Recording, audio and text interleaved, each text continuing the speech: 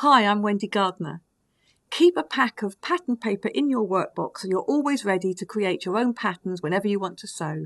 There's 3 sheets in this pack and they are gridded, so the little squares are 1 centimetre squares and then the bigger bolder marking is a 5 centimetre square, and you can use that grid to your advantage when you're creating your own patterns.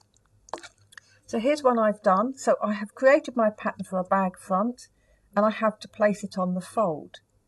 Equally, if I wanted to do a pattern, say for a garment, I can use the grid to get my grain line. So I have used the nice straight line on the grid here to create the grain line for my sleeve.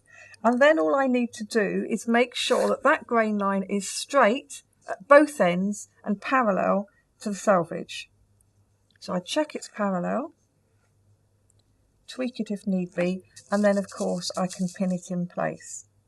So creating your own pattern pieces, whether it's for craft projects or for dressmaking, is one use of the gridded pattern paper. You can also use it to scale up patterns that you find in magazines where they're shown on an A4 sheet of paper, but you have actually got to create the full size.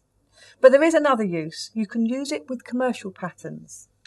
Often when you're using a commercial pattern, you might want to do an alteration to make it fit you.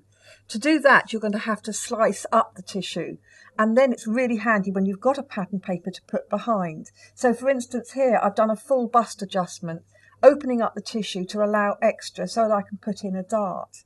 But I've used the grid on the paper to line it up perfectly so that I know that my 2 sides are still going to be parallel, so that when it's on the fold line it'll be straight, or if it had a grain line, the grain line would still be straight. So it's using the grid as well as the paper as it is. So use this pattern paper to make your own templates or to adjust commercial patterns.